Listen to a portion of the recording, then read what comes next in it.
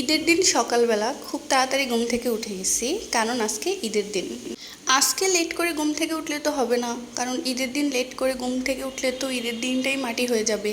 তো সকাল সকাল ঘুম থেকে উঠলাম, উঠে কিচেনে গেলাম, মানে রান্নাঘরে গেলাম, গিয়ে দেখি আমার মাদার ইন লো রান্না বান্না করতেছে। তো আমাকে বলল এটা একটু নাড়া দিতে, কিন্তু আমি ভয় পাচ্ছিলাম যে ছিটে আমার উপর যদি পড়ে, কারণ মাটির চুলায় রান্না করতে আমার এমনিতেও ভয় লাগে।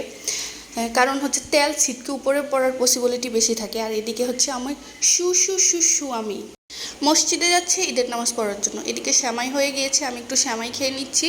ওরা তো সেমাই খেয়ে মসজিদে চলে গেছে, কিন্তু সকালবেলা যদি ঈদের দিন একটু সেমাই না খাই তাহলে তো ঈদ ঈদ ফিল আসে না, তাই না? তারপর হচ্ছে আমি আমার ড্রেসটা নামিয়ে নিলাম। এই ড্রেসটা আমাকে গিফট করেছে আমার হাজব্যান্ডের ভাবি, মানে আমার যা। ড্রেসটা অনেক সুন্দর হয়েছে, থ্যাংক ইউ ভাবি আমাকে এই সুন্দর ড্রেসটা গিফট করার জন্য। যদিও ভাবি আমার ব্লগ দেখে না বা জানেও না আমি ব্লগ করি, তারপরও ভাবিকে একটা থ্যাঙ্কস দিয়ে দিলাম। আর আমি তো আর মেকআপ করি না, তো এখানে তো আর মেকআপ ফেলতে পারলাম না, মানে মেকআপ প্রোডাক্টস ফেলতে পারলাম না। তাই আমি আমার স্কিন কেয়ার প্রোডাক্টগুলোই রেখে দিচ্ছি, কারণ স্কিন কেয়ার করে দেন হচ্ছে আমি আমার ড্রেসটা পরে নিব। যেহেতু মেকআপ করি না, সেহেতু আমার কোনো মেকআপের কোনো প্রোডাক্টসও নেই যে এখানে রাখবো, তাই স্কিন কেয়ার প্রোডাক্টগুলোই রেখে দিলাম। যদিও আমার শিপন জর্জেটের ড্রেস তেমন একটা পরা হয় না, আমি পরি না, আমি পরতে পারি না, তারপরেও আমি এটা আজকে পরবো বিকজ বাবি গিফট দিয়েছে বলে কথা। আর এইদিকে আমি ওয়েট করতেছিলাম যে আমার স্বামী কখন আসবে, আমাকে ঈদের সালামি দিবে।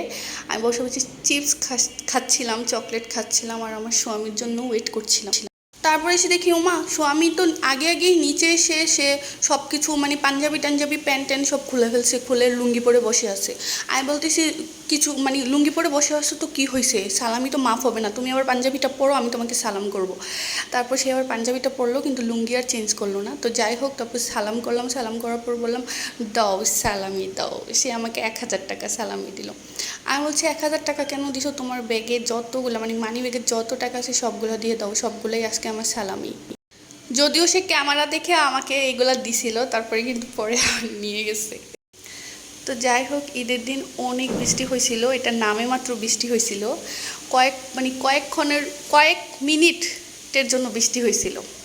ভাবছিলাম বৃষ্টি যেহেতু হয়েছে ঈদের দিন হয়তো একটু ঠান্ডা ঠান্ডা লাগবে, কিন্তু বিশ্বাস করেন ভাই, ঈদের দিন এত গরম পড়ছে, এই বৃষ্টি কোনো ঠান্ডাই নিয়ে আসতে পারে নাই। এটা তো আপনারা সবাই জানেন, তারপরেও মানে আমি আপনাদেরকে ব্লগে দেখাচ্ছি যে ঈদের দিন বৃষ্টি হয়েছিল বাট ঠান্ডা লাগে নাই।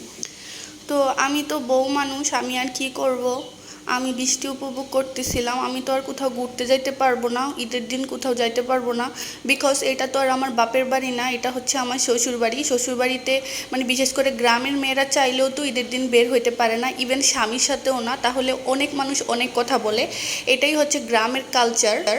তো আমার মাদার ইন ল হচ্ছে গরুর মাংস বসাই দিছে, গরুর মাংস হওয়ার পর আমরা সবাই মিলে একসাথে বসে মাংস খাইছিলাম, কিন্তু ওই ভিডিওটা করতে আমার মনে নেই। তারপর হচ্ছে আমরা বিকালবেলা একটু বের হয়েছিলাম, কারণ হচ্ছে সারাক্ষণ ঘরে বসে থাকতে ভাল লাগে না। তাছাড়াও ওই দিন অনেক গরম পড়ছিল, আর গরমের জন্য মানে একদম অস্বস্তি লাগতেছিল, তো ভাবলাম যে বিকালবেলা একটু হাঁটি। আর এইদিকে একটা চুচুর বাচ্চা দেখতে পেলাম, যেটা একা একা ঘুরতেছিল। তারপরে হঠাৎ করে সামনে গিয়ে দেখি একটা বানর।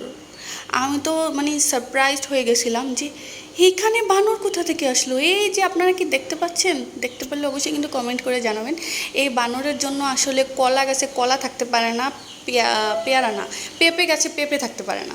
তো যাই হোক গাইস, আমার ঈদের ব্লগ এই পর্যন্তই। আমার ব্লগটি ভালো লাগলে অবশ্যই লাইক কমেন্ট শেয়ার করে দিবেন। টাটা বাই বাই, আল্লাহ হাফেজ।